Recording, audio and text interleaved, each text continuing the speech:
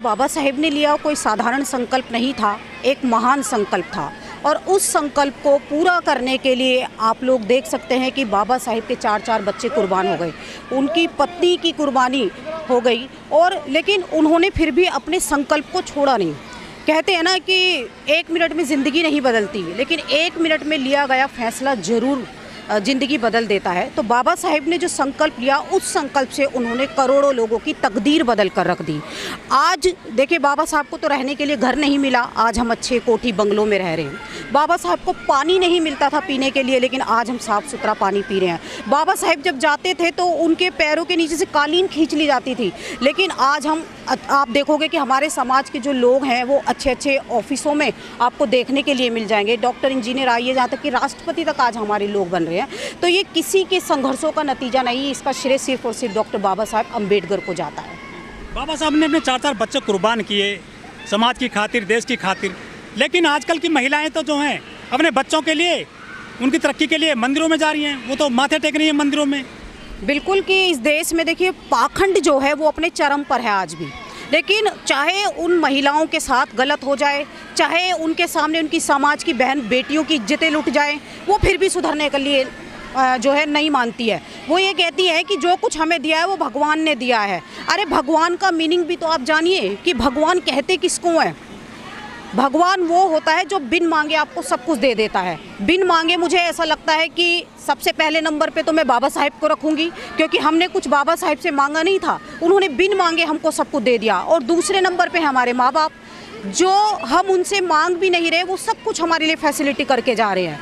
अभी आप देखोगे, या पहले से क्योंकि चलता हुआ आ रहा है कि मंदिरों में रेप हो रहा है। आप जानते होंगे देवदासी प्रथा के बारे में, जिसमें छोटी छोटी बच्चियों को पंडे पुजारियों के हवाले कर दिया जाता था, और वो पंडे पुजारी उन छोटी बच्चियों के साथ कितना उनका शोषण करते थे, यहाँ तक कि उन बच्चों की मृत्यु तक भी हो जाती थी। लेकिन फिर भी मैं कहूँगी कि जो महिलाएं हैं, महिलाओं को ये देखना चाहिए कि अगर हम इसी तरीके से पाखंड को ढोती रहीं तो हमारी आने वाली जनरेशन का क्या होगा। बाबा साहेब ने सबसे ज़्यादा विश्वास हम महिलाओं पर किया कि महिला बदलती है तो परिवार बदल जाता है, परिवार बदलेगा तो समाज बदल जाएगा। लेकिन आज कहीं ना कहीं धोखा देने का जो काम कर रही है वो महिलाएं कर रही हैं। बाबा साहब ने महिलाओं के लिए हिंदू कोड बिल बनाया, महिलाओं को अधिकार दिलवाए, संपत्ति का, छुट्टी का, मैटरनिटी लीव का, लेकिन महिलाएं जितना ले रही हैं बाबा साहब के संविधान से, हिंदू कोड बिल से, उतना बाबा साहब को ना जानती है ना मानते हैं वो।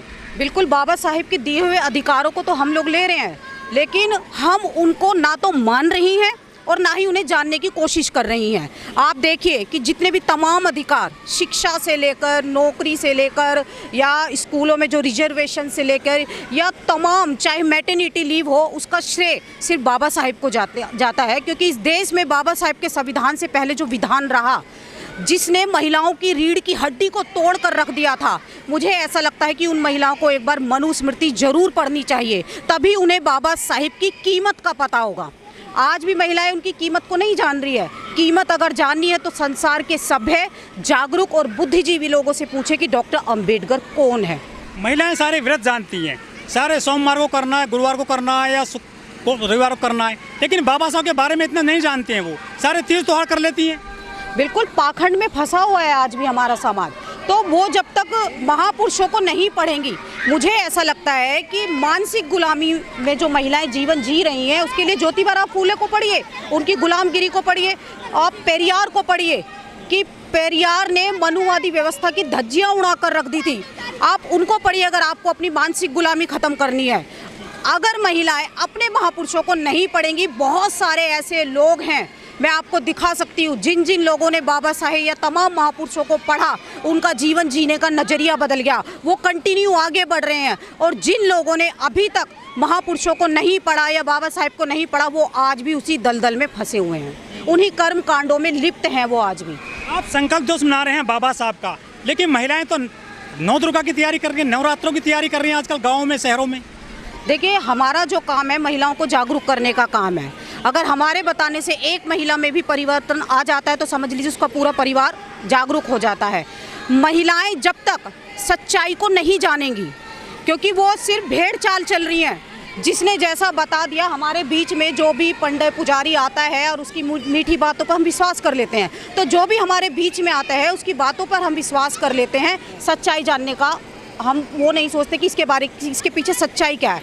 अभी आप देखिए जगन्नाथ का जो पुरी मंदिर है, मुझे देखिए मैं आपको बता देती हूँ कि वो जो है वो तथागत बुद्ध का ही बुद्ध विहार है।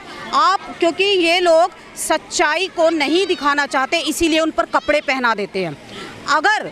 अगर एक बार वहाँ से अगर वो कपड़ा हट जाए ना, तो आप देखें कि वो आपको साक्षात तथागत बुद्ध के दर्शन ही वहाँ पे हमको देखने के लिए आएंगे। त्रिपुत्र के लड्डू की जांच हुई है, मूर्ति की भी जांच करवाओगे?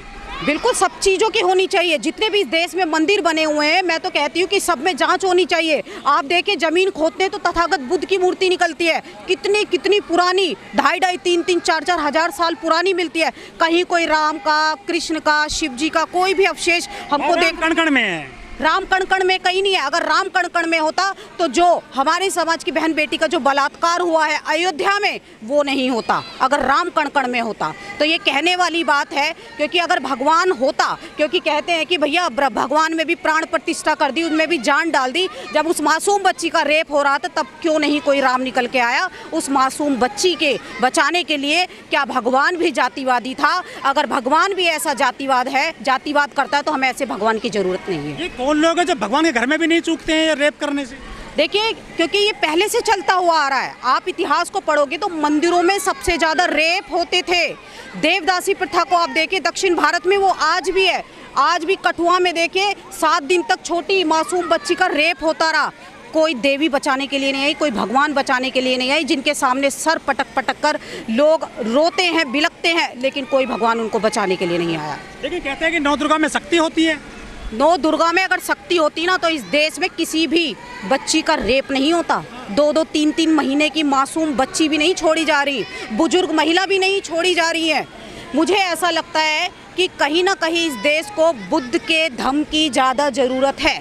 क्योंकि विष्णु के अवतार बताए जाते हैं। विष्णु का अवतार नहीं है बुद्ध, क्योंकि बुद्ध ने पहली जो अगर हम देखते हैं तो उन्होंने ईश्वर के अस्तित्व को ही नकार दिया। फिर वो कहाँ से 9 अवतार हो गए? तो ये ब्राह्मणवादी व्यवस्था जो चल रही है, वो तथागत बुद्ध को भी भगवान बनाने में लगे हुए हैं। लेकिन जितने भी जागरूक लोग हैं, जो बाबा साहेब को मानने वाले हैं, वो अच्छी तरीके से जानते हैं कि जो तथागत बुद्ध है वो विष्णु का 9वां अवतार नहीं है। जो महिलाओं के लिए बहुत काम किए बाबा साहब ने, लेकिन महिलाएं बाबा साहब को नहीं पूजती हैं, ना मानती हैं, ना उतना जानती हैं। वो तो अभी भी मंदिरों में लोटा चढ़ा रही हैं। बिल्कुल, देखिए जो महिला, मैंने अभी कहा, जो महापुरुषों को पढ़ लेंगी वो इन सारी चीज़ों से दूर हो जाएंगी, पाखंड से दूर हो जाएंगी। लेकिन जो महिला नहीं पढ़ेगी वो मानसिक रूप से गुलाम होगी। और आप देख सकते हैं कि आज भी महिलाओं को जितना जागरूक होना चाहिए था वो आज भी नहीं हो रही है। वो तो अभी भी अंग्रेजी पढ़ी हुई महिलाएं भी, हिंदी पढ़ी हुई, हाई एजुकेटेड हैं महिलाएं, उसके बावजूद वो भगवान को, बाबा साहब को नहीं मानती हैं। वो मंदिरों में भगवान मानती हैं अभी भी। बिल्कुल, देखिए चीन जैसा देश जो है समुद्र में रेल बिछा रहा है। नासा के वैज्ञानिक जो है मंदिरों स्पेस में आप देखिए जीवन खोज रहे हैं, मंगल ग्रह पे जीवन खोज रहे हैं।